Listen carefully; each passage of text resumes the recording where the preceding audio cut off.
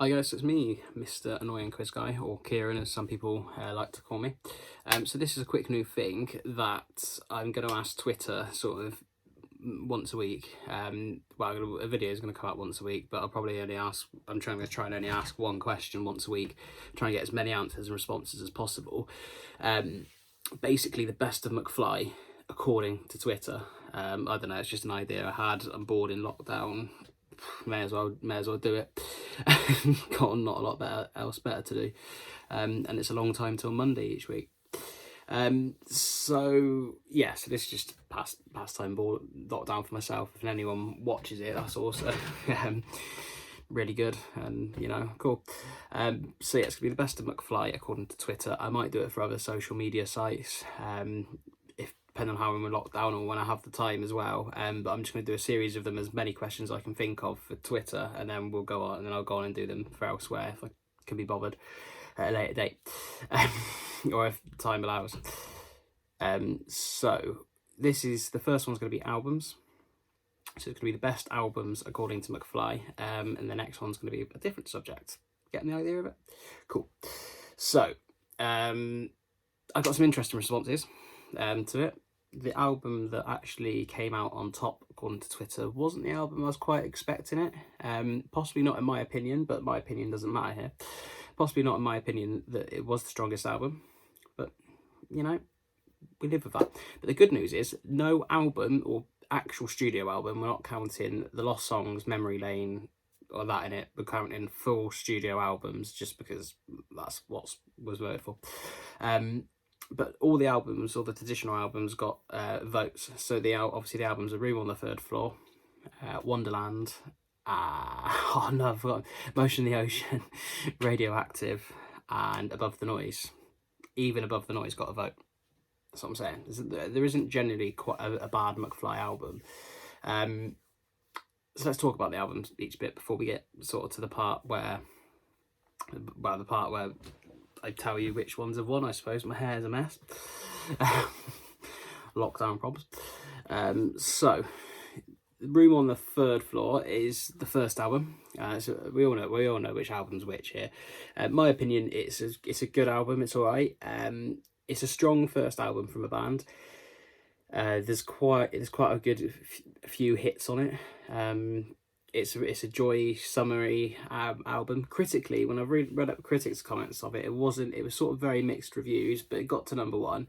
It hit the target audience, and looking back on it, there are quite some good songs. I suppose looking back on it now, though, you feel like when you listen to the recorded version of it, you're a bit like, oh, is that how the songs actually sound? Because you've heard the live versions so much, and the live versions, they've tweaked it so much, and you've probably got a more of a finished article. And as by the band's own admission, they sound like demos to themselves nowadays because they have tweaked the live version so much. But it's a good album. It's like if the Beatles and the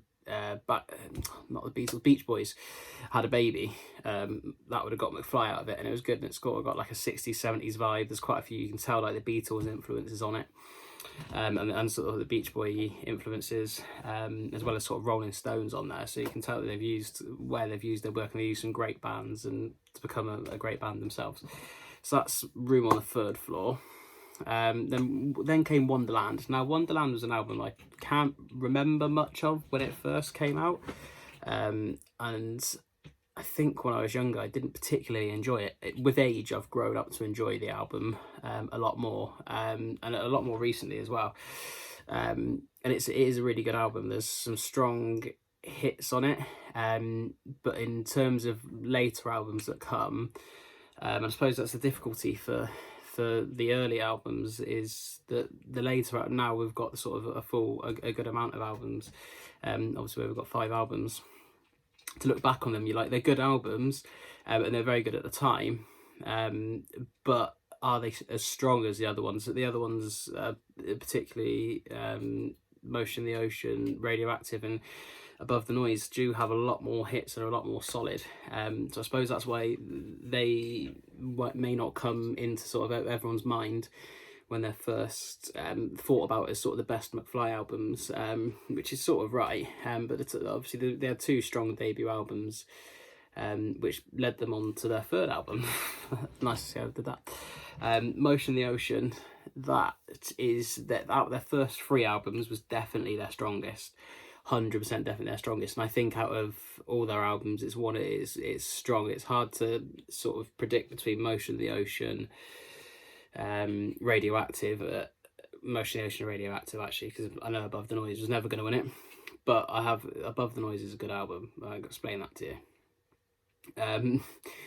So yeah, Motion of the Ocean was their strongest out of their first 3 albums. It was sort of a bit more uplifting than Wonderland. It was a bit more back to their summery vibe, but also had that emotion, that raw emotion in it, with songs like Bubble Wrap and Home Is Where the Heart Is. So yeah, that was a good album. But I think it was a bit ballsy at the time as well to include a cover on the album, but it works. And my mum once said, "Is that Queen playing?" And I was like, "No, it's McFly." And she actually said it sounds almost on par, if not maybe slightly better than a Queen version of Don't Stop Me Now. So that's a big accolade from my mum to McFly, so take that one. But Motion of the Ocean, very strong album, and personally that's my favourite, because it's just the album. I think possibly from memory, the first album I sort of was excited that it was coming out. I sort of really knew it was coming out, and it was the first sort of tour around that time. I saw my first tour as well, so most of those songs were played at the show. So yeah, that's probably also helps with my decision of Motion of the Ocean is my personal favourite.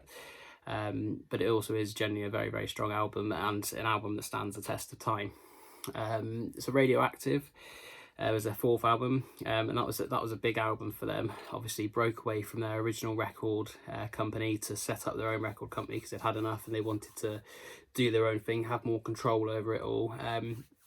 And went away to record it, and that is a very good album. It's got some good powerful ballads, and it's got a mix of that sort of upbeat to emotion songs, and it's got some really good slow songs that power into a powerful song, much like Bubble Wrap did, and that feels like it's a mix of a real mix of sort of a Wonderlandy Room on the Third Floor vibe as well, in a weird way, but also new McFly, or sounded new. So yeah, and Radioactive was really good, and it's really difficult sort of to distinguish between the two, but I just think personally Motion of the Ocean was slightly stronger, but yeah, Radioactive was really good.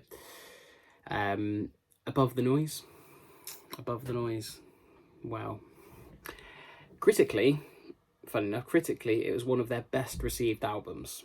There's a lot of them saying it was their strongest album, hit after hit after hit. It was also described as the album that gave McFly a future in the climate. Obviously there was not to be an album 6 as such. We're still awaiting on that. But I disagree with a lot of that. The fans didn't receive it well. The band they tried a different sound. And you've got to. They've been together by this point for a very long time. You've got to try different sounds. You've got to try different things and see if they work or not. And if they do and you like them, then great. That's maybe the way you go forward. They didn't like them. It didn't sound great. I think the biggest thing for fans was it was a real departure in sound. There was no heavy sort of guitar riffs. It was much more dancey techno. I think it's a really good album. If it was a standalone album from any band, it'd be considered a lot better. But I think if you look back, it's not traditional McFly, and it's not what you want as a fan. It's not why you like the band, but you've got to accept it sometimes. Because another band have had it with their comeback album. They released an album that really was a departure from their original sound, and was sort of very mixed received. Critically, very well received. Fan received, very mixed. And Above the Noise isn't the strongest album personally, because it has some good hits on it, but it doesn't have constant hit after hit after hit. And I think that's what you constitute in a good album. And there's not a lot you'd skip on any McFly album, if anything, really. I think I can quite happily put a McFly album on in the car and listen to them for a whole journey, listen to that album for the whole journey or its entirety. So I think that's one thing that's really difficult when sort of deciding what McFly album is the best McFly album. And they're just my little opinions on it. Again, I'm not a music critic. I haven't actually written any of this down, apart from which albums won it, so I'm just doing this off the top of my head.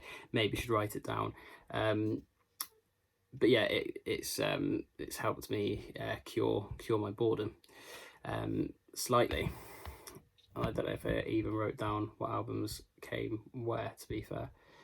Let me just check. Ah, there we go. Yes, I did. Sorry, little technical thing. I'm much better on live. So, the best McFly album, according to Twitter, is, from the bottom of it, so Room on the Third Floor received 1 vote. Above the Noise received 2 votes. Wonderland received 4 votes. Motion in the Ocean also received 4 votes. And Radioactive received 10 votes, taking it by an absolute landslide. And I to be fair, I don't disagree with Radioactive. I think it was always between Motion in the Ocean and Radioactive. And with the rest of them, I find it hard to sort of distinguish who I'd pick in the sort of places underneath it. I personally would pick Motion in the Ocean, then Radioactive, and then it's really difficult between Room on the Third Floor and Wonderland, I'd say. Above the Noise would be maybe the bottom one. Room on the Third Floor and Wonderland, even Above the Noise to a degree, it's hard to sort of distinguish between them, and it was a difficult one. I'm surprised. The surprising thing for it, according to Twitter, was that Above the Noise got 2 votes. That was surprising. I don't think anyone would vote for that, but it shows it's not completely bad. Room on the Third Floor getting low votes didn't surprise me, but as low as that did a little bit. Motion in the Ocean not winning it came as a little bit surprised. I didn't really know. I sort of knew it was Radioactive and Radioactive, Motion in the Ocean that were going to be the 2, and maybe Wonderland not getting a couple more votes, but it's Radioactive took it by an absolute landslide. So that's that. So this is a quick video just to say that, basically, some talk about albums. So next week I'm coming back so I'm going to try and do these weekly, and if I get responses, if you guys don't respond to me on Twitter, then I don't have anything to go on and I won't do them. So next week's going to be best songs according to McFly. You've probably already seen that on Twitter. Follow the Twitter as well, because that's at McFly Trivia. Search that and follow that if you're not already, so you can sort of join in that discussion. And of course I'll be back with the quiz on Monday night at 8 o'clock on the YouTube channel, so subscribe to get a live notification, a notification when I go live even. And I hope you've enjoyed me babbling on for about 15 minutes or so, and hopefully you enjoyed it, and you'll be back to watch more videos, and you'll be back to watch the quiz on Monday. So I've been Kieran, and I'll see you on Monday, hopefully. See you soon. Ta-da.